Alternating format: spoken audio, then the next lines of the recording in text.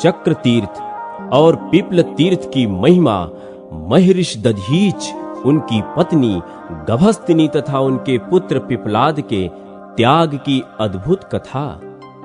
ब्रह्मा जी कहते हैं, चक्र तीर्थ ब्रह्म हत्या आदि पापों का नाश करने वाला है।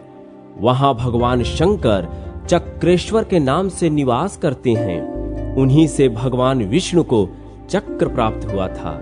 श्री विष्णु ने वहां रहकर चक्र के लिए भगवान शंकर की आराधना की थी, इसलिए उसे चक्र तीर्थ कहते हैं। उसके श्रवण मात्र से मनुष्य सब पापों से मुक्त हो जाता है। चक्र तीर्थ के बाद पिप्ल तीर्थ है। उसकी महिमा का वर्णन करने में शेष नाग भी समर्थ नहीं है। नारद चक्रेश्वर ही पिप्लेश्वर हैं। उनके नाम का कारण सुनो। दधीच नाम से विख्यात एक मुनि थे। वे सभी उत्तम गुणों से सुशोभित थे। उनकी पत्नी श्रेष्ठ वंश की कन्या और पतिव्रता थी। उनका नाम गभस्तिनी था। वह लोप मुद्रा की बहन थी। दधीच की पत्नी सदा भारी तपस्या में लगी रहती थी। दधीच प्रतिदिन अग्नि की उपासना करते और गृहस्थ धर्म के पालन में तत्पर रहते थे। उनका आश्रम गंगा के तट पर था। वे देवता और अतिथियों की सेवा करते, अपनी ही पत्नी में अनुराग रखते और शांत भाव से रहते थे। उनके प्रभाव से उस देश में शत्रुओं और दैत्य दानवों का आक्रमण नहीं होता था। एक दिन की बात है, दधीच मुनि के आश्रम पर रुद्र, आदित्य, अश्वनी कुमार, इंद्र, विष्णु, यम और अग्नि पधारे। वे दैत्यों को परास्त करके वहां आए थे और उस विजय के कारण उनके हृदय में हर्ष की हिलोरें उठ रही थी। मुनिवर दधीच को देखकर सब देवताओं ने प्रणाम किया। दधीच भी देवताओं को देखकर बहुत प्रसन्न हुए। उन्होंने सबका पृथक पृथक पूजन किया। फिर पत्नी के साथ देवताओं के लिए गृहस्थोचित स्वागत सत्कार का प्रबंध किया। इसके बाद उन्होंने देवताओं से कुशल पूछी और देवता भी उनसे वार्तालाप करने लगे। देवता बोले, मुने, आप इस पृथ्वी के कल्प वृक्ष हैं। आप जैसा महर्षि जब हम लोगों पर इतनी कृपा रखता है, तब अब हमारे लिए संसार में कौन सी वस्तु दुर्लभ होगी। मुनिश्रेष्ठ, जीवित पुरुषों के जीवन का इतना ही फल है कि वे तीर्थों में स्नान, समस्त प्राणियों पर दया और आप जैसे महात्माओं का दर्शन करें। मुने, इस समय स्नेहवश हम आपसे जो भी कुछ कहते हैं उसे ध्यान देकर सुने। हम बड़े बड़े राक्षसों और दैत्यों को जीतकर यहाँ आए हैं। इससे हम बहुत सुखी हैं। विशेषतः आपका दर्शन करके हमें बड़ी प्रसन्नता हुई है। अब हमें अस्त्र शस्त्रों के रखने से कोई लाभ नहीं दिखाई देता। हम उन अस्त्रों का बोझ ढो भी नहीं सकते। हम स्वर्ग में जब इन अस्त्रों को देखते हैं, तब हमारे शत्रु इनका पता लगाकर वहां से हड़प ले जाते हैं। इसलिए हम आपके पवित्र आश्रम पर इन सब अस्त्रों को रख देते हैं। ब्राह्मण, यहाँ दानवों और राक्षसों से तनिक भी भय नहीं है। आपकी आज्ञा से यह सारा प्रदेश पवित्र और सुरक्षित हो गया है। तपस्या द्वारा आपकी समानता करने वाला कोई दूसरा नहीं है। अब हम कृतार्थ होकर इंद्र के साथ अपने अपने स्थान को चले जाते हैं। अब इन आयुधों की रक्षा आपके अधीन है। देवताओं की यह बात सुनकर दधीच ने कहा, एवमस्तु। उस समय उनकी प्यारी पत्नी ने उन्हें रोका। मुने, यह देवताओं का कार्य विरोध उत्पन्न करने वाला है, अतः इसमें आपको पढ़ने की क्या आवश्यकता है। जो शास्त्रों का ज्ञान प्राप्त करके परमार्थ तत्व में स्थित हो चुके हैं, संसार के कार्यों में जिनकी कोई आसक्ति नहीं है, उन्हें दूसरों के लिए ऐसा संकट मोल लेने से क्या लाभ, जिससे न इस लोक में सुख है और न परलोक में। विप्रवर, मेरी बातें ध्यान देकर सुनो। यदि आपने इन आयुधों को स्थान दे दिया तो इन देवताओं के शत्रु आपसे द्वेष करेंगे। यदि इनमें से कोई अस्त्र नष्ट हुआ या चोरी चला गया तो ये देवता भी कुपित होकर हमारे शत्रु बन जाएंगे। अतः मुनीश्वर, आप वेद वेत्ताओं में श्रेष्ठ हैं। आपके लिए इस पराये द्रव्य में ममत्व जोड़ना ठीक नहीं। यदि धन देने की शक्ति हो तो याचक को देना ही चाहिए, उसमें कुछ विचार करने की आवश्यकता नहीं है। यदि धन देने की शक्ति न हो तो साधु पुरुष केवल मन, वाणी तथा शारीरिक क्रियाओं द्वारा दूसरों का कार्य साधन करते हैं। प्राणनाथ, पराये धन को अपने यहाँ धरोहर के रूप में रखना साधु पुरुषों ने कभी स्वीकार नहीं किया है। इसका उन्होंने सदा बहिष्कार ही किया है। अतः आप यह कार्य न कीजिए। अपनी प्यारी पत्नी की यह बात सुनकर ब्राह्मण ने कहा, भद्रे, मैं देवताओं की प्रार्थना पर पहले ही हाँ कह चुका हूँ। अब नहीं कर दूं तो मुझे सुख नहीं मिलेगा। पति का कथन सुनकर ब्राह्मणी यह सोचकर चुप हो गई कि दैव के सिवा और किसी का किसी पर वश नहीं चल सकता। देवता लोग अपने अत्यंत तेजस्वी अस्त्र आश्रम पर रखकर मुनीश्वर को नमस्कार करके कृतार्थ हो अपने अपने लोक में चले गए। देवताओं के चले जाने पर मुनि अपनी पत्नी के साथ धर्म में तत्पर हो प्रसन्नता पूर्वक वहां रहने लगे। इस प्रकार 1000 दिव्य वर्ष बीत गए। तब दधीच ने अपनी पत्नी से कहा, देवी, देवता यहाँ से अस्त्र ले जाना नहीं चाहते और दैत्य मुझसे द्वेष करते हैं। अब तुम ही बताओ क्या करना चाहिए। पत्नी ने विनय पूर्वक कहा, नाथ, मैंने तो पहले ही निवेदन किया था। अब आप ही जाने, जो उचित हो सो करें। दैत्यों में जो बड़े बड़े वीर, तपस्वी और बलवान हैं, वे इन अस्त्र शस्त्रों को निश्चय ही हड़प लेंगे। तब दधीच ने अपने उन अस्त्रों की रक्षा के लिए एक काम किया। उन्होंने पवित्र जल से मंत्र पढ़ते हुए अस्त्रों को नहलाया। फिर वह सर्वास्त्रमय परम पवित्र और तेज युक्त जल स्वयं ही पी लिया।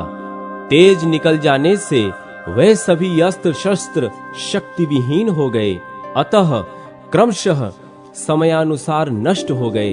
तदनंतर देवताओं ने आकर दधीच से कहा, मुनिवर, हमारे ऊपर शत्रुओं का महान भय आ पहुंचा है। अतः हमने जो अस्त्र आपके यहाँ रख दिए थे उन्हें इस समय दे दीजिए। दधीच ने कहा, आप लोग बहुत दिनों तक उन्हें लेने नहीं आए, अतः दैत्यों के भय से हमने उन अस्त्रों को पी लिया है।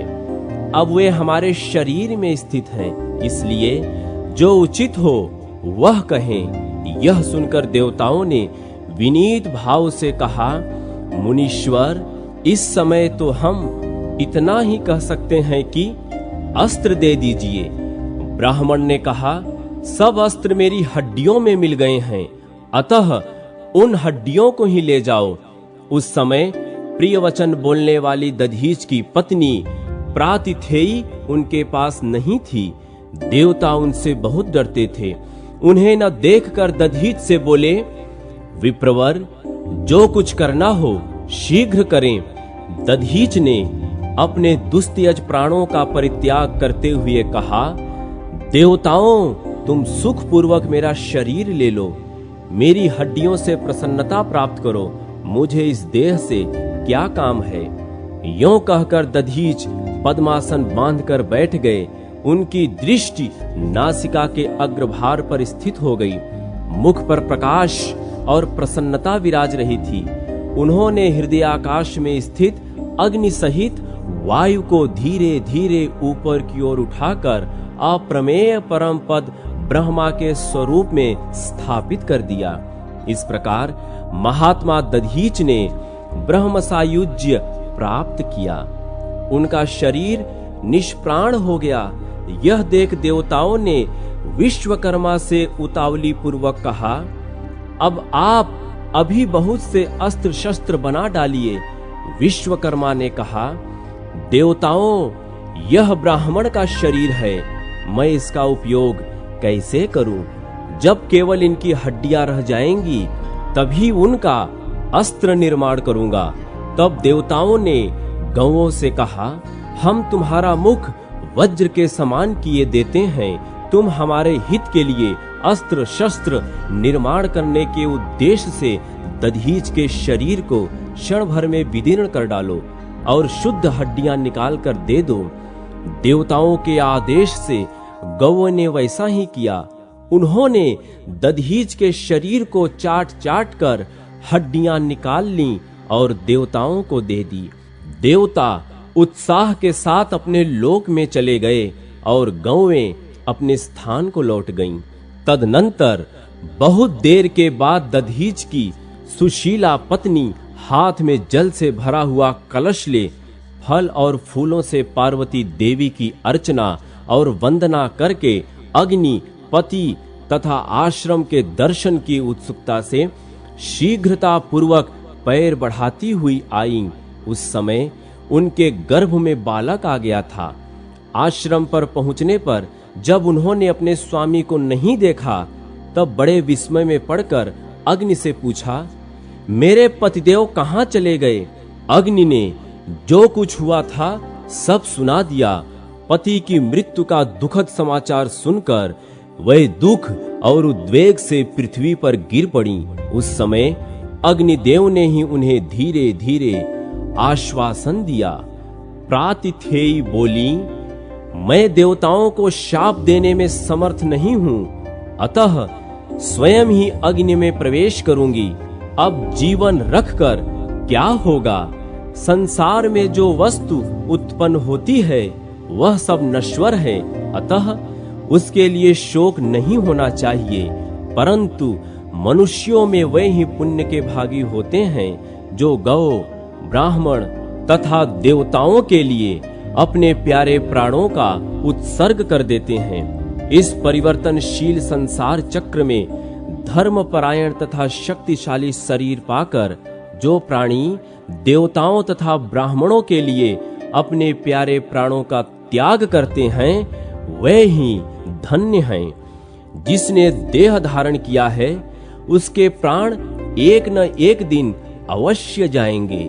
यह जानकर जो ब्राह्मण, गौ, देवता तथा दीन आदि के लिए इन प्राणों का उत्सर्ग करते हैं वे ईश्वर हैं। यों कहकर उन्होंने अग्नियों का यथावत पूजन किया और अपना पेट चीरकर गर्भ के बालक को हाथ से निकाल दिया। फिर गंगा, पृथ्वी, आश्रम तथा आश्रम के वनस्पतियों और अन्न आदि औषधियों को प्रणाम करके पति की त्वचा और लोम आदि के साथ चिता में प्रवेश करने का विचार किया। उस समय वे बोली, मेरे गर्भ का यह बालक पिता माता से हीन है, इसके कोई सगोत्र बंधु भी नहीं है, अतः संपूर्ण भूतगण, औषधियां तथा लोकपाल इसकी रक्षा करें। जो लोग माता पिता से हीन बालक को अपने औरस पुत्र के समान देखते और उसी भाव से रक्षा करते हैं वे निश्चय ही ब्रह्मा आदि देवताओं के लिए भी वंदनीय हैं। यों कहकर दधीच की पत्नी ने बालक को पीपल के समीप रख दिया और स्वामी में चित्त लगाकर अग्नि को प्रणाम किया।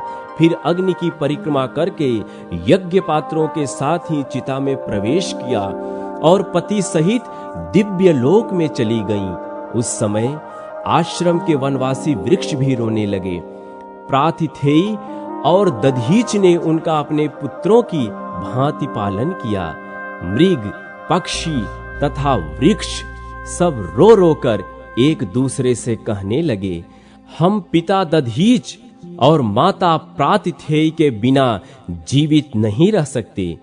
जो लोग स्वर्गवासी माता पिता की संतानों पर निरंतर स्वाभाविक स्नेह रखते हैं वे ही पुण्यात्मा और कृतार्थ हैं।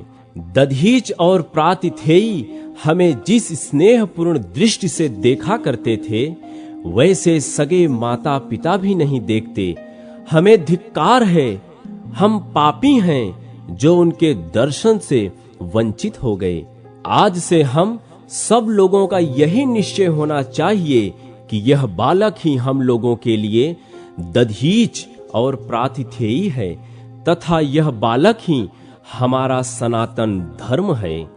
यों कहकर वनस्पतियों और औषधियों ने अपने राजा सोम के पास जाकर उत्तम अमृत की याचना की। सोम ने उन्हें बहुत उत्तम अमृत दिया और वनस्पतियों ने वह लाकर बालक को दे दिया। अमृत से तृप्त हुआ बालक शुक्ल पक्ष के चंद्रमा के समान बढ़ने लगा। पीपल के वृक्षों ने उसका पालन किया था, इसलिए वह पिपलाद के नाम से प्रसिद्ध हुआ। बड़ा होने पर पिपलाद ने पीपल के वृक्षों से अत्यंत विस्मित होकर कहा, लोक में यह देखा जाता है कि मनुष्यों से मनुष्य, पक्षियों से पक्षी तथा वनस्पतियों से वनस्पति उत्पन्न होते हैं। इसमें कहीं विषमता नहीं दिखाई देती, परंतु मैं वृक्ष का पुत्र होकर हाथ पैर आदि से विशिष्ट जीव कैसे हो गया? उनकी बात सुनकर वृक्षों ने क्रमशः उनके पिता दधीच की मृत्यु और पतिव्रता माता के अग्नि प्रवेश का सब समाचार कह सुनाया। सुनते ही वे दुख से व्याप्त होकर पृथ्वी पर गिर पड़े। उस समय वृक्षों ने धर्म और अर्थ युक्त वचन कहकर उन्हें सांत्वना दी। आश्वस्त होने पर उन्होंने औषधियों और वनस्पतियों से कहा, जिन्होंने मेरे पिता की हत्या की है उनका मैं भी वध करूंगा, अन्यथा जीवित नहीं रह सकता। जो पिता के मित्र और शत्रु होते हैं, उनके साथ पुत्र भी वैसा ही बर्ताव करता है। जो ऐसा करता है वही पुत्र है, जो इसके विपरीत आचरण करता है वह पुत्र के रूप में शत्रु माना गया है। तब वृक्षों ने कहा, महाद्युते, तुम्हारी माता ने परलोक में जाते समय यह उद्गार प्रकट किया था, जो दूसरों के द्रोह में लगे रहते हैं, जो अपने कल्याण की बातें भूल जाते हैं तथा जो भ्रांत चित्त होकर इधर उधर भटकते हैं, वे नरक के गड्ढे में गिरते हैं। माता की कही हुई यह बात सुनकर पिपलाद कुपित होकर बोले, जिसके अंतःकरण में अपमान की आग प्रज्वलित हो रही हो, उसके सामने साधुता की बातें व्यर्थ हैं। फिर उन्होंने भगवान चक्रेश्वर महादेव के स्थान पर जाकर उनसे कहा, मुझे तो शत्रुओं का नाश करने के लिए कोई शक्ति दीजिए। पिपलाद के इतना कहते ही भगवान शंकर के नेत्रों से भयंकर कृत्या प्रकट हुई। उसकी आकृति बड़वा अर्थात घोड़ी के समान थी। संपूर्ण जीवों का विनाश करने के लिए उसने अपने गर्भ में भयंकर अग्नि छिपा रखी थी। मृत्यु की लपलपाती हुई जीभ के समान वह महारौद्र रूपा भीषण कृत्या पिपलाद से बोली, बताओ मुझे क्या करना है? पिपलाद ने कहा, देवता मेरे शत्रु हैं, उन्हें खा जा। फिर तो उस बड़वा के गर्भ से महाभयंकर अग्नि प्रकट हुई, जो समस्त लोगों का प्रलय करने में समर्थ थी। देवता उसे देखते ही थर्रा उठे और पिपलाद द्वारा आराधित पिपलेश नाम से प्रसिद्ध भगवान शिव की शरण में आए। उन्होंने भयभीत होकर शिव जी की स्तुति करते हुए कहा, शंभो, आप हमारी रक्षा करें। कृत्या और उससे प्रकट हुई आग हमें बड़ा कष्ट दे रही है।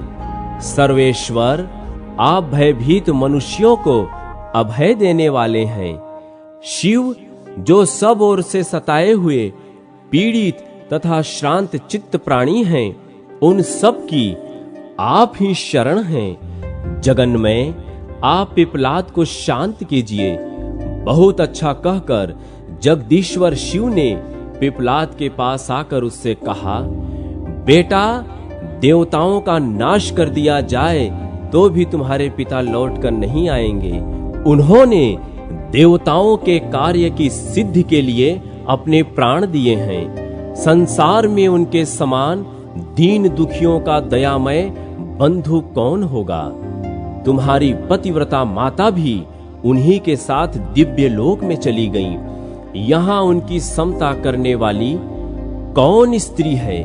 क्या लोपामुद्रा और अरुंधति भी उनकी बराबरी कर सकती हैं? जिनकी हड्डियों से संपूर्ण देवता सदा विजयी और सुखी बने रहते हैं, वह तुम्हारे पिता कितने शक्तिशाली थे। उन्होंने जिस उज्जवल सुयश राशि का उपार्जन किया है, उसे तुम्हारी माता ने अपने दिव्य त्याग से अक्षय बना दिया है। तुम उन्हीं के पुत्र हो, उनसे बढ़कर तुमने अभी तक कुछ नहीं किया है। तुम्हारे प्रताप और भय से आज देवता स्वर्ग से भ्रष्ट हो चुके हैं। वे सोच नहीं पाते हैं कि हम किस दिशा को भाग कर जाएं। तुम उन्हें बचाओ, अमरों की रक्षा करो। आर्त प्राणियों की रक्षा से बढ़कर पुण्य कहीं भी नहीं है। मनुष्य लोक में जब तक मनोहर यश फैला रहता है, तब तक एक एक दिन के बदले एक एक वर्ष के क्रम से दीर्घ काल तक स्वर्ग लोक में मनुष्य निर्विकार चित्त से निवास करते हैं। इस जगत में वे ही मुर्दे के समान हैं जिन्होंने यश का उपार्जन नहीं किया। वे ही अंधे हैं जिन्होंने शास्त्र नहीं पढ़े। वे ही नपुंसक हैं जो सदा दान नहीं देते, तथा वे ही शोक के योग्य हैं जो सदा धर्म पालन में संलग्न नहीं रहते। देवाधिदेव महादेव जी का यह वचन सुनकर पिपलाद मुनि शांत हो गए। उन्होंने भगवान शिव को नमस्कार किया और हाथ जोड़कर कहा, जो मन, वाणी और क्रिया द्वारा सदा मेरे हित में संलग्न रहकर मेरा उपकार करते रहते हैं, उनका तथा अन्य लोगों का हित करने के लिए मैं देवता आदि के पूजनीय उमा सहित भगवान शंकर को प्रणाम करता हूँ, जिन्होंने मेरी रक्षा की, हमें पाल पोस कर बड़ा किया, अपना सगोत्र और सहधर्मी बनाया। भगवान शिव उनके मनोरथ पूर्ण करें। मैं बाल चंद्रमा का मुकुट धारण करने वाले महादेव जी को नित्य प्रणाम करता हूँ।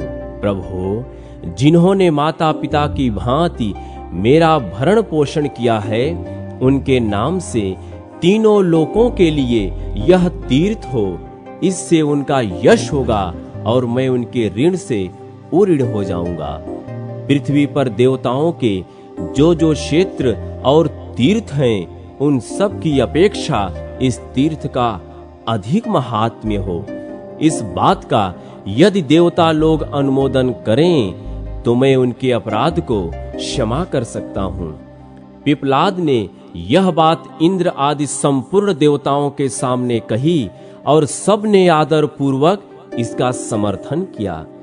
बालक पिपलाद की बुद्धि, विनय, विद्या, शौर्य, बल, साहस, सत्य भाषण, माता पिता के प्रति भक्ति तथा भाव शुद्धि को जानकर शंकर जी ने उनसे कहा, बेटा, जो तुम्हारा अभीष्ट हो उसे बताओ, वह तुम्हें अवश्य प्राप्त होगा। तुम अपने मन में अन्यथा विचार न करना। पिपलाद बोले, महेश्वर, जो धर्मनिष्ठ पुरुष गंगा में स्नान करके आपके चरण कमलों का दर्शन करते हैं, उन्हें समस्त अभीष्ट वस्तुएं प्राप्त हो और शरीर का अंत होने पर वह शिव के धाम में जाएं। नाथ, मेरे पिता और माता आपके चरणों में पड़े थे। ये पीपल और देवता भी आपके स्थान में आकर सुखी हुए हैं। ये सब लोग सदा आपका दर्शन करें और आपके ही धाम जाएं। पिपलाद की यह बात सुनकर देवताओं को बड़ी प्रसन्नता हुई। वे उनके भय से मुक्त हो इस प्रकार बोले, ब्राह्मण, तुमने वही किया है जो देवताओं को अभीष्ट था। देवाधिदेव भगवान शिव की आज्ञा का भी पालन किया और पहले वरदान भी दूसरों के लिए ही मांगा, अपने लिए नहीं। इसलिए हम भी संतुष्ट होकर तुम्हें कुछ देना चाहते हैं। तुम हमसे कोई वर मांगो। पिप्पलाद ने कहा, देवताओं, मैं अपने माता पिता को देखना चाहता हूँ। मैंने केवल उनका नाम सुना है। संसार में वे ही प्राणी धन्य हैं जो माता पिता के अधीन रहकर उनकी सेवा करते हैं। अपनी इंद्रियों को, शरीर को, कुल, शक्ति और बुद्धि को माता पिता के कार्य में लगाकर पुत्र कृत्य हो जाता है। यदि मैं उनका दर्शन भी पा जाऊं तो मेरे मन, वचन, शरीर और क्रियाओं का फल प्राप्त हो जाएगा। पिप्पलाद मुनि का यह कथन सुनकर देवताओं ने परस्पर सलाह करके कहा, ब्राह्मण, तुम्हारे माता पिता दिव्य विमान पर आरूढ़ हो तुम्हें देखने के लिए आते हैं। तुम भी निश्चय ही उन्हें देखोगे। विषाद छोड़कर अपने मन को शांत करो। देखो देखो, वह श्रेष्ठ विमान पर बैठकर आ रहे हैं। उनके दिव्य शरीर पर स्वर्गीय आभूषण शोभा पाते हैं। पिप्पलाद ने भगवान शिव के समीप अपने माता पिता को देखकर प्रणाम किया।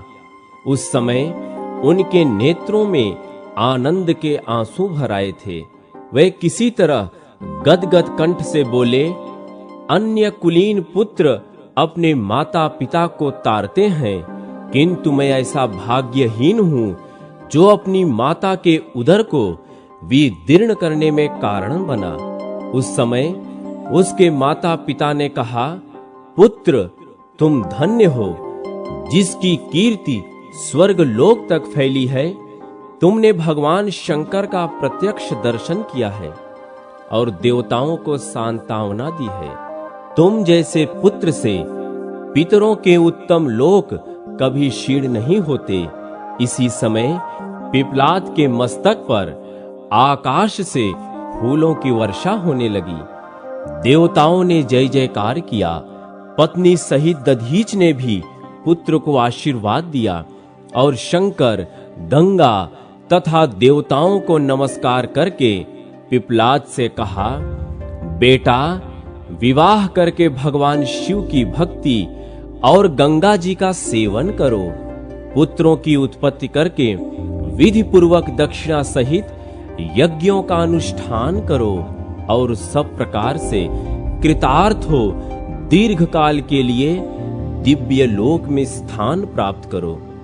पिप्पलाद ने कहा, पिताजी, मैं ऐसा ही करूंगा। तदनंतर पत्नी सहित दधीच पुत्र को बारंबार सांत्वना दे देवताओं की आज्ञा ले पुनः दिव्य लोक में चले गए। इसके बाद देवताओं ने भगवान शिव से कहा, जगदीश्वर, अब दधीच की हड्डियों की हमारी तथा इन गौओं की पवित्रता के लिए कोई उपाय बताइए। शिव ने कहा, गंगा जी में स्नान करके संपूर्ण देवता और गौएं पाप मुक्त हो सकती हैं। इसी प्रकार दधीच की शरीर की हड्डियां भी गंगा जी के जल में धोने से पवित्र हो जाएंगी। शिव जी की आज्ञा के अनुसार देवता स्नान करके शुद्ध हो गए और हड्डियां धोने मात्र से पवित्र हो गईं। जहां देवता पाप मुक्त हुए वह पाप नाशन तीर्थ कहलाता है। वहां का स्नान और दान ब्रह्म हत्या का नाश करने वाला है। जहां गौएं पवित्र हुई उस स्थान का नाम गो तीर्थ हुआ। जहां दधीच की हड्डियां पवित्र की गईं उसे पितृ तीर्थ जानना चाहिए। वह पितरों की प्रसन्नता को बढ़ाने वाला है। जिस किसी प्राणी के वह कितना ही पापी क्यों न हो, शरीर की राख, हड्डी, नख और रोवें उस तीर्थ में पड़ जाते हैं, वह तब तक स्वर्ग लोक में निवास करता है जब तक कि चंद्रमा और सूर्य तथा तारों का अस्तित्व बना रहता है। इस प्रकार उस तीर्थ से 3 तीर्थ प्रकट हुए, उस समय देवताओं और गौओं ने पवित्र होकर भगवान शंकर से कहा, हम लोग अपने अपने स्थान को जाएंगे। यहाँ सूर्य देव की प्रतिष्ठा की गई है। इनके प्रतिष्ठित होने से सब देवता प्रतिष्ठित हो जाएंगे। इसलिए आप हमें आज्ञा दें। सनातन सूर्य देव स्थावर जंगम रूप जगत के आत्मा हैं। जहाँ जगत जननी गंगा और साक्षात भगवान त्रयंबक विराज रहे हैं, वहां प्रतिष्ठान नामक तीर्थ भी हो। यों कहकर देवताओं ने पिपलाद से भी अनुमति ली और अपने अपने निवास स्थान को चले गए। वहां जितने पीपल थे, कालांतर में अक्षय स्वर्ग को प्राप्त हुए। प्रतापी पिपलाद ने उस क्षेत्र के अधिष्ठाता देवता के रूप में भगवान शंकर की स्थापना करके उनका पूजन किया। फिर गौतम की कन्या को पत्नी रूप में प्राप्त करके कई पुत्र उत्पन्न किए, लक्ष्मी और यज्ञ का उपार्जन किया तथा अंत में वह सुहृजनों के साथ स्वर्ग लोक को चले गए। तब से वह क्षेत्र पिपलेश्वर तीर्थ कहलाने लगा। वह सब यज्ञों का फल देने वाला पवित्र तीर्थ है। उसके स्मरण मात्र से पापों का नाश हो जाता है। फिर स्नान, दान और सूर्य के दर्शन से जो लाभ होता है, उसके लिए तो कहना ही क्या है। वहां देवाधिदेव महादेव जी के दो नाम हैं, चक्रेश्वर और पिपलेश्वर। इस रहस्य को जानकर मनुष्य सब अभिष्ट वस्तुओं को प्राप्त कर लेता है। देव मंदिर में सूर्य की प्रतिष्ठा होने से वह क्षेत्र प्रतिष्ठान कहलाया, जो देवताओं को भी बहुत प्रिय है। यह उपाख्यान अत्यंत पवित्र है। जो मनुष्य इसका पाठ अथवा श्रवण करता है, वह दीर्घजीवी, धनवान और धर्मात्मा होता है तथा अंत में भगवान शंकर का स्मरण करके उन्हीं को प्राप्त कर लेता है।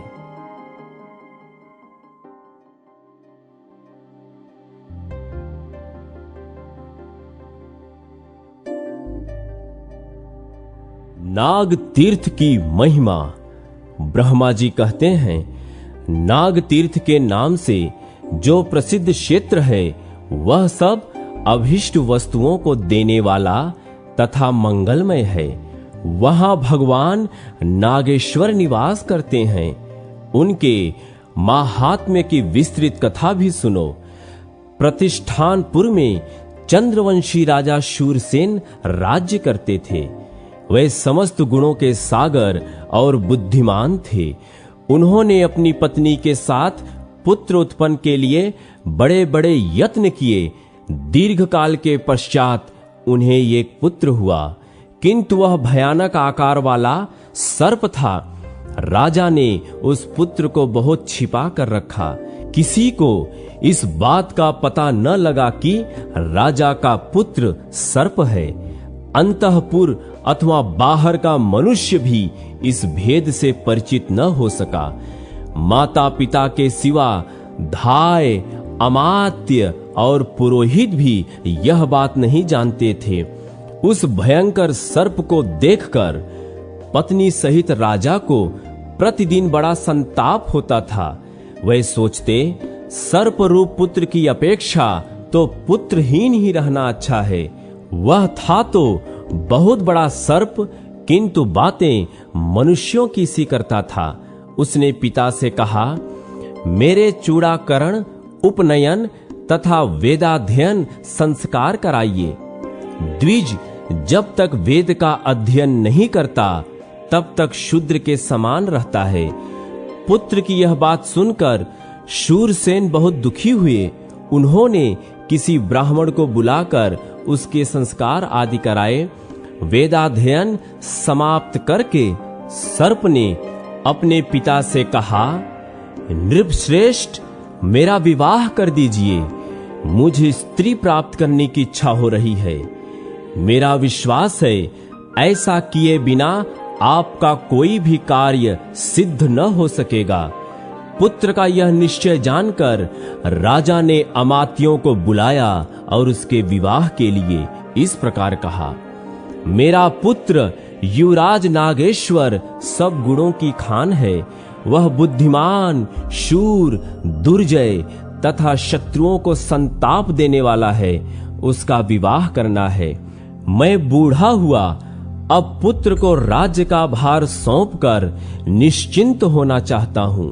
आप लोग मेरे हित साधन में तत्पर हो उसके विवाह के लिए प्रयत्न करें। राजा की यह बात सुनकर अमात्यगण हाथ जोड़कर बोले, महाराज, आपके पुत्र सब गुणों में श्रेष्ठ हैं और आप भी सर्वत्र विख्यात हैं। फिर आपके पुत्र का विवाह करने के लिए क्या मंत्रणा करनी है और किस बात की चिंता? अमात्यों के यों कहने पर नृपश्रेष्ठ शूरसेन कुछ गंभीर हो गए। वे उन अमात्यों को यह बताना नहीं चाहते थे कि मेरा बेटा सर्प है, तथा वे भी इस बात से अपरिचित ही रहे। राजा ने फिर कहा, कौन कन्या गुणों में सबसे अधिक है तथा कौन राजा ऊंचे कुल में उत्पन्न श्रीमान और उत्तम गुणों के आश्रय हैं? राजा का यह कथन सुनकर अमात्यों में से एक परम बुद्धिमान पुरुष, जो महाराज के संकेत को समझने वाले थे, उनका विचार जानकर बोले, महाराज, पूर्व देश में विजय नाम के एक राजा हैं। उनके पास घोड़े, हाथी और रत्नों की गिनती ही नहीं है। महाराज विजय के 8 पुत्र हैं, जो बड़े धनुर्धर हैं। उनकी बहिन भोगवती साक्षात लक्ष्मी के समान हैं। राजन, वह आपके पुत्र के लिए सुयोग्य पत्नी होगी। बूढ़े अमात्य की बात सुनकर राजा ने उत्तर दिया, राजा विजय की वह कन्या मेरे पुत्र के लिए कैसे प्राप्त हो सकती है, यह बताओ। बूढ़े अमात्य ने कहा, महाराज, आपके मन में जो बात है मैं उसे समझ गया। अब आप मुझे कार्य सिद्ध के लिए जाने की आज्ञा दें। महाराज शूरसेन ने भूषण, वस्त्र तथा मधुर वाणी से बूढ़े मंत्री का सत्कार करके उन्हें बहुत बड़ी सेना के साथ भेजा। वे पूर्व देश में जाकर महाराज विजय से मिले और नाना प्रकार के वचनों तथा नीत जनित उपायों से राजा को संतुष्ट किया। मंत्री ने राजकुमारी भोगवती और युवराज नाग का विवाह तय करा दिया। राजा विजय ने कन्या देना स्वीकार कर लिया। बूढ़े मंत्री लौट आए और शूरसेन से उन्होंने विवाह निश्चित होने का सब वृत्तांत सुना दिया। तदनंतर बहुत समय व्यतीत हो जाने पर वृद्ध मंत्री अन्य सब सचिवों को साथ लेकर सहसा राजा विजय के वहां पहुंचे और इस प्रकार बोले, राजन, महाराज शूरसेन के राजकुमार नाग बड़े ही बुद्धिमान और गुणों के समुद्र हैं। वे स्वयं यहाँ आना नहीं चाहते। क्षत्रियों के विवाह के अनेक प्रकार होते हैं, अतः यह विवाह शस्त्रों द्वारा हो जाए तो अच्छा है।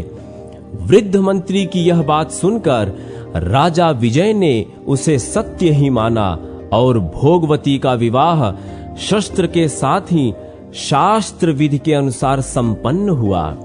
विवाह के पश्चात महाराज ने बड़े हर्ष के साथ बहुत सी गौवें, सुवर्ण और अश्व आदि सामग्री दहेज में देकर कन्या को विदा किया। साथ ही अपने अमात्यों को भी भेजा। बूढ़े मंत्री आदि सचिवों ने प्रतिष्ठान में आकर महाराज शूरसेन को उनकी पुत्रवधू समर्पित कर दी। राजा विजय ने जो विनय पूर्ण वचन कहे थे उनको भी सुनाया और उनकी दी हुई दहेज की सामग्री, विचित्र आभूषण, दासियां तथा वस्त्र आदि निवेदन किए। इन सब कार्यों का संपादन करके वे लोग कृतकृत्य हो गए। राजकुमारी भोगवती के साथ जो विजय के अमात्य पधारे थे, उनका महाराज शूरसेन ने बड़े सम्मान के साथ स्वागत सत्कार किया, जिसे सुनकर राजा विजय को प्रसन्नता हो ऐसा वर्ताव करके सबको विदा किया। राजा विजय की कन्या रूपवती थी। वह सुंदरी सदा अपने सास ससुर की सेवा में संलग्न रहती थी। भोगवती का पति अत्यंत भीषण महानाग रत्नों से सुशोभित एकांत गृह में सुगंधित पुष्पों से बिछी हुई सुखद शैया पर आराम करता था। उसने अपने माता पिता से बार बार कहा, मेरी पत्नी राजकुमारी मेरे समीप क्यों नहीं आती? पुत्र की यह बात सुनकर उसकी माता ने धाय से कहा, तुम भोगवती से जाकर कहो तुम्हारा पति एक सर्प है, देखो इस पर क्या कहती है। बहुत अच्छा कहकर धाय भोगवती के पास गई और एकांत में विनीत भाव से बोली, कल्याणी, मैं तुम्हारे पति को जानती हूँ, वे देवता हैं, किंतु यह बात किसी पर प्रकट न करना, वे मनुष्य नहीं सर्प के रूप में हैं। धाय की बात सुनकर भोगवती ने कहा, मनुष्य कन्या को सामान्यतः मनुष्य ही पति मिला करता है। यदि देव जाति का पुरुष पति रूप में प्राप्त हो तब तो क्या कहना, वह तो बड़े पुण्य से मिलता है। धाय ने भोगवती की बात सर्प से उसकी माता और महाराज शूरसेन से भी कही। भोगवती ने भी धाय को बुलाकर कहा, तुम्हारा कल्याण हो, मुझे मेरे स्वामी का दर्शन तो कराओ। तब धाय ने उसे ले जाकर अत्यंत भयानक सर्प का दर्शन कराया। वह सुगंधित फूलों से आच्छादित पलंग पर विराजमान था। एकांत गृह में रत्नों से विभूषित भयानक सर्प के आकार में बैठे हुए अपने स्वामी को देखकर भोगवती ने हाथ जोड़कर कहा, मैं धन्य और अनुग्रहित हूं जिसके पति देवता हैं, पति ही स्त्री की गति है। यह सुनकर नाग को बड़ी प्रसन्नता हुई। उसने हंसकर कहा, सुंदरी, मैं तुम्हारी भक्ति से संतुष्ट हूं, बोलो तुम्हें क्या अभिष्ट वरदान दूं। तुम्हारे अनुग्रह से मेरी संपूर्ण स्मरण शक्ति जाग उठी है। मुझे पिनाकधारी देवाधिदेव भगवान शंकर ने शाप दिया है। शेष नाग का पुत्र महाबलवान नाग जो भगवान शंकर के हाथ का कंकड़ बना रहता है, वही मैं तुम्हारा पति हूं और तुम भी वही पूर्व जन्म की मेरी पत्नी भोगवती हो। एक दिन भगवान शंकर एकांत में पार्वती जी के साथ बैठे थे। वहां पार्वती जी ने एक बात कही जिसे सुनकर भगवान शिव ठठाकर हंस पड़े। उस समय मुझे भी हंसी आ गई। इससे कुपित होकर भगवान ने मुझे यह शाप दिया, तू मनुष्य योनि में सर्प रूप से जन्म लेकर ज्ञानी होगा। कल्याणी, यह शाप सुनकर तुमने और मैंने भी भगवान को प्रसन्न करने की चेष्टा की।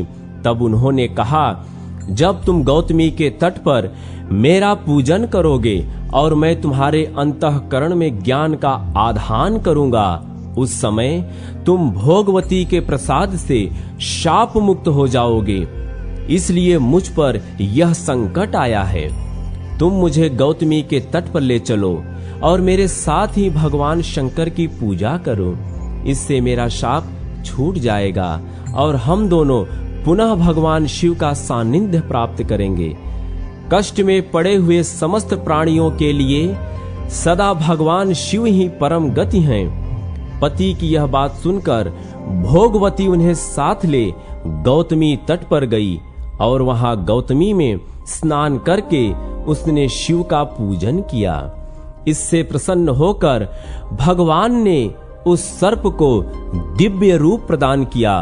तब वह अपने माता पिता से पूछकर शिवलोक जाने को उद्यत हुआ। यह जानकर पिता ने कहा, बेटा, तुम एक ही मेरे पुत्र और युवराज हो, इसलिए इस समस्त राज्य का पालन करो और बहुत से पुत्र उत्पन्न करके मेरे स्वर्ग गमन के पश्चात शिवलोक में जाओ। पिता का यह कथन सुनकर नागराज ने कहा, अच्छा, ऐसा ही करूंगा। फिर वे इच्छानुसार रूप धारण करके अपनी पत्नी के साथ रहने लगे।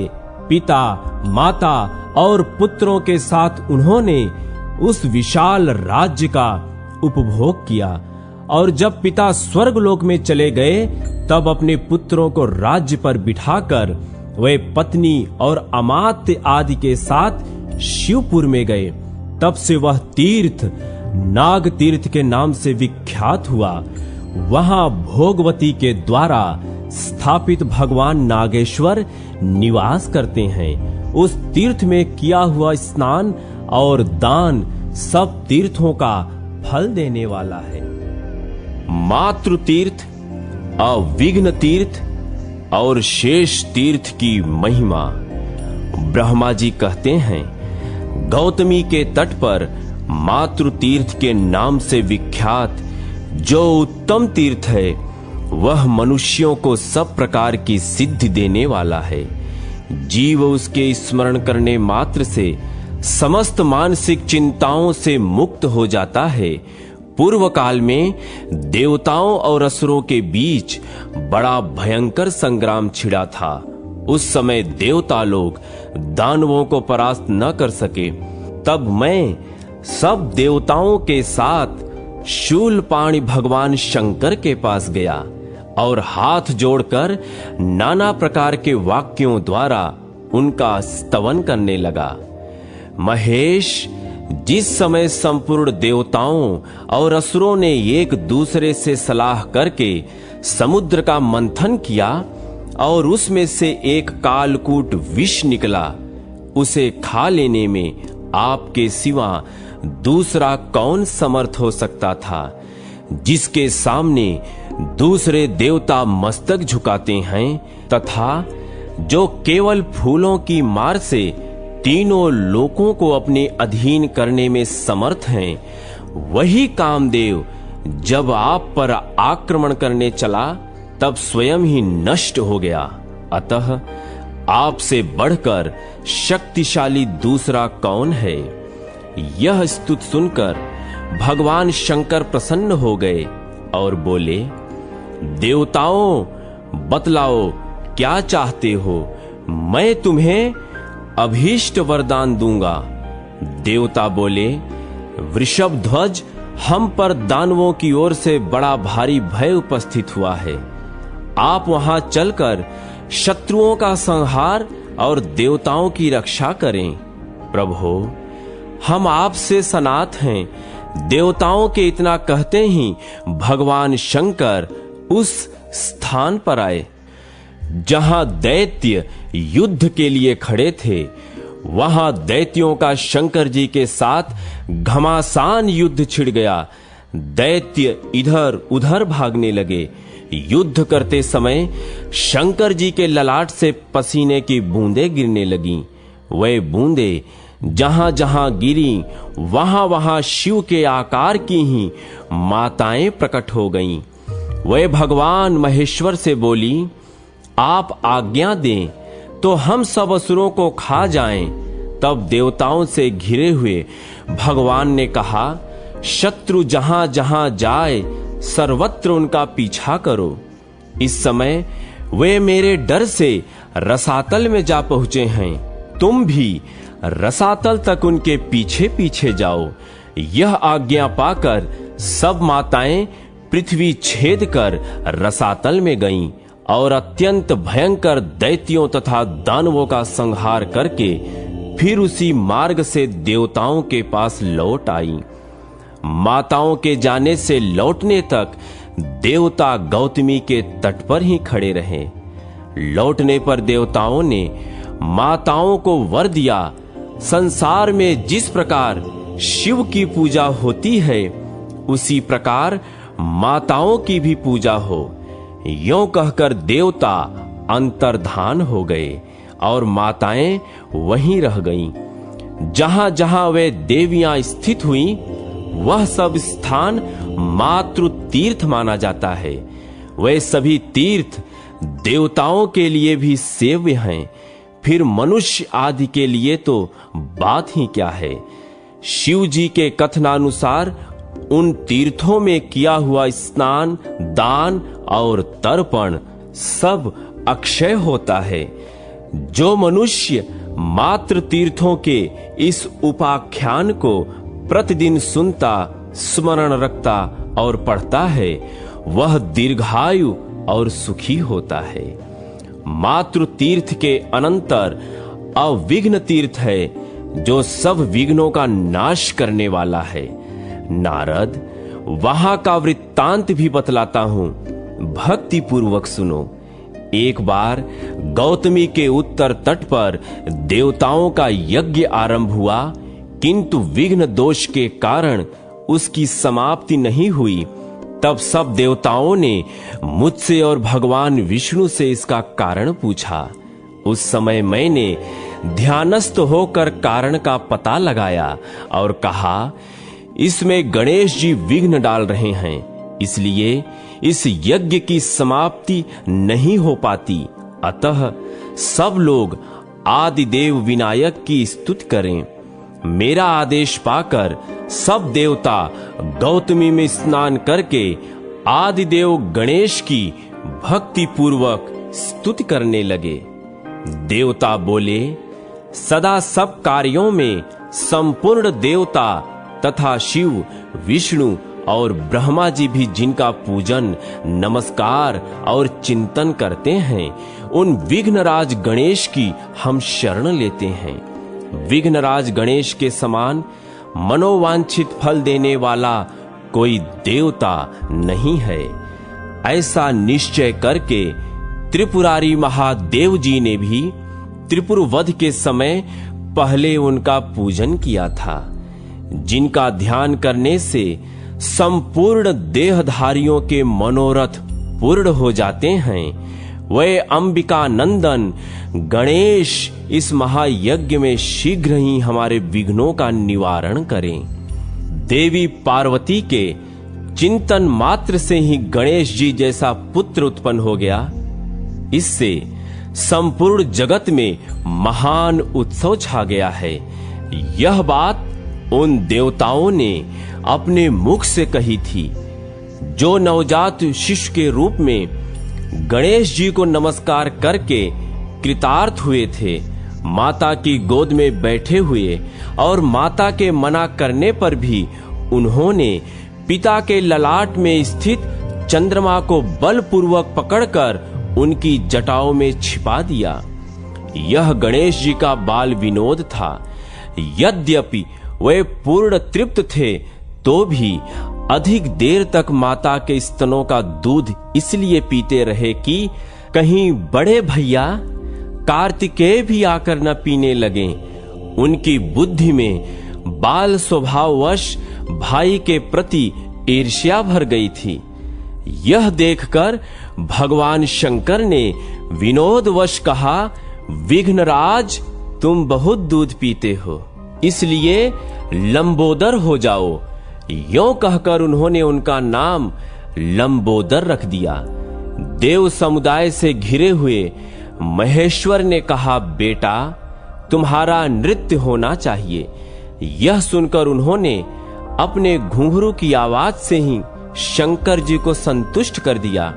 इससे प्रसन्न होकर शिव ने अपने पुत्र को गणेश के पद पर अभिषिक्त कर दिया, जो एक हाथ में विघ्नपाश और दूसरे हाथ से कंधे पर कुठार लिए रहते हैं तथा पूजा न पाने पर अपने माता के कार्य में भी विघ्न डाल देते हैं। उन विघ्नराज के समान दूसरा कौन है, जो धर्म, अर्थ और काम आदि में सबसे पहले पूजनीय हैं तथा देवता और असुर भी प्रतिदिन जिनकी पूजा करते हैं, जिनके पूजन का फल कभी नष्ट नहीं होता। उन प्रथम पूजनीय गणेश को हम पहले मस्तक नवाते हैं, जिनकी पूजा से सबको प्रार्थना के अनुरूप सब प्रकार के फल की सिद्धि दृष्टिगोचर होती है। जिन्हें अपने स्वतंत्र सामर्थ्य पर अत्यंत गर्व है, उन बंधु प्रिय मूषक वाहन गणेश जी की हम स्तुति करते हैं, जिन्होंने अपने सरस संगीत, नृत्य, समस्त मनोरथों की सिद्धि तथा विनोद के द्वारा माता पार्वती को पूर्ण संतुष्ट किया है, उन अत्यंत संतुष्ट हृदय वाले श्री गणेश की हम शरण लेते हैं। इस प्रकार देवताओं के स्तवन करने पर गणेश जी ने उनसे कहा, देवताओं, अब तुम्हारे यज्ञ में विघ्न नहीं पड़ेगा। जब देव यज्ञ निर्विघ्न पूरा हो गया, तब गणेश जी ने उन देवताओं से कहा, जो लोग इस स्तोत्र से भक्ति पूर्वक मेरी स्तुति करेंगे, उन्हें कभी दरिद्रता और दुख का सामना नहीं करना पड़ेगा। जो इस तीर्थ में आलस्य छोड़कर भक्ति पूर्वक स्नान और दान करेंगे, उनके शुभ कार्य निर्विघ्न सिद्ध होंगे। इस बात का आप लोग भी अनुमोदन करें। उनके इतना कहने के साथ ही देवताओं ने एक स्वर से कहा, ऐसा ही होगा। यज्ञ समाप्त होने पर देवता अपने अपने स्थान को चले गए। तब से वह तीर्थ अविघ्न तीर्थ कहलाने लगा। वह मनुष्यों की समस्त कामनाओं को पूर्ण करने वाला तथा संपूर्ण विघ्नों को मिटाने वाला है। अविघ्न तीर्थ के बाद शेष तीर्थ है, वह भी समस्त अभिष्ट वस्तुओं को देने वाला है। मैं उसके स्वरूप का वर्णन करता हूं। रसातल के स्वामी महानाग शेष संपूर्ण नागों के साथ रसातल में रहने के लिए गए, परंतु राक्षसों, दैत्यों और दानवों ने, जिनका रसातल में पहले से ही प्रवेश हो चुका था, नागराज को वहां से निकाल दिया।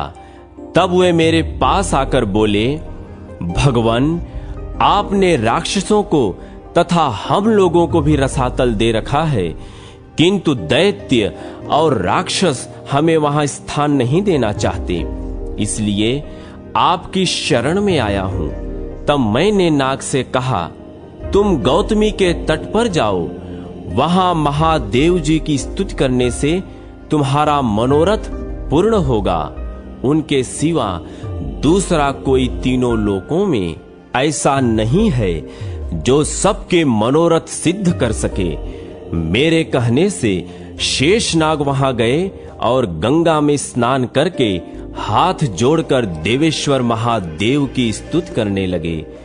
तीनों लोकों के स्वामी भगवान शंकर को नमस्कार है, जो दक्ष यज्ञ के विध्वंसक, जगत आदि के विधाता तथा त्रिभुवन रूप हैं। उन भगवान शिव को नमस्कार है, जिनके सहस्त्रों मस्तक हैं। उन भगवान सदा शिव को नमस्कार है। सबका संहार करने वाले रुद्र देव को नमस्कार है।